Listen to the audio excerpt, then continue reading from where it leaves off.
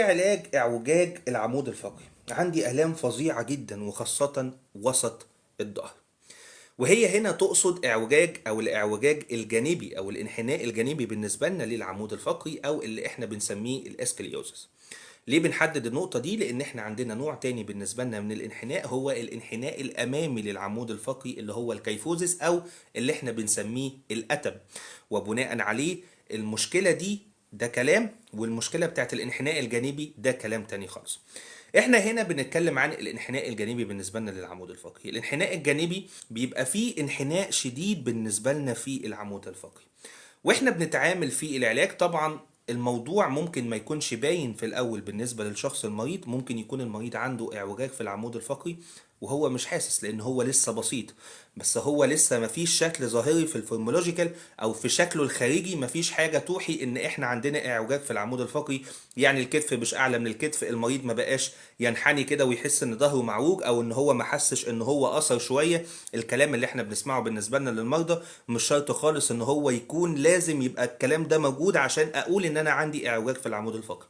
ممكن يكون عندنا اعوجاج لسه في بداياته، لسه في مرحله بسيطه، والمريض لسه مش واخد باله منه ويطلع عنده اعوجاج في العمود الفقري.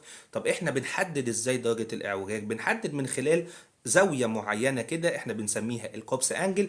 الزاويه دي بتقول لنا بعد ما بنعمل اشعه نروح نكشف مثلا عند دكتور العظام، عند دكتور المخ والاعصاب، دكتور العمود الفقري، بيطلب مننا اشعه عاديه جدا، وبعدها بنبقى احنا عايزين نقيس درجه الانحراف اللي موجود بالنسبه لنا في العمود الفقري. على حسب الزاويه بتاعه الانحراف بيتحدد بالنسبه لنا العلاج.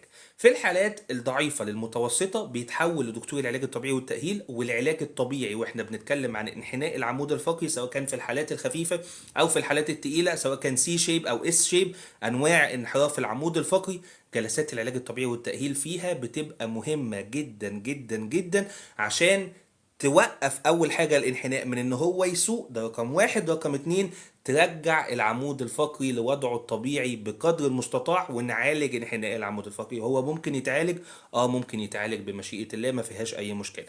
اما في الحالات الشديده بعد كده، حالات اعوجاج العمود الفقري الشديده، بنحولها للجراح عشان نبدا نعمل عمليه في العمود الفقري، نحاول نظبط بالنسبه لنا الانحراف ده، ونحاول ان احنا نعدل الالاينمنت دي او الديس الاينمنت، المشاكل اللي موجوده والشكل اللي اتغير بالنسبه لنا في العمود الفقري. والعمليه دي بتكون صعبه شويه، ولازم بعد العمليه نتابع مع دكتور العلاج الطبيعي والتأهيل، لأن لازم هنا بعد العملية برضه جلسات العلاج الطبيعي والتأهيل عشان المريض يعرف يقوم يكمل حياته بعد كده بمشيئة الرحمن بعد العملية، ونرجع العمود الفقري في العضلات وكل حاجة حوالين العمود الفقري لوضعها الطبيعي تاني، ويمارس حياته بعد كده بشكل طبيعي. زائد ان احنا نمنع ان لا قدر الله ما يحصلوش ريكارنسي، او ان انحناء العمود الفقري ده يرجع له تاني لو ما واظبش على الحياة الصح بعد كده. وكل ده بيكون دورنا احنا كدكاترة تأهيل وعلاج طبيعي بعد العملية الجراحية. فاحنا بنتكلم عن الانحناء العمود الفقري على حسب درجة الانحناء، هي اللي بتحدد بالنسبة لنا العلاج، اما جلسات العلاج الطبيعي والتأهيل او العمليات الجراحية.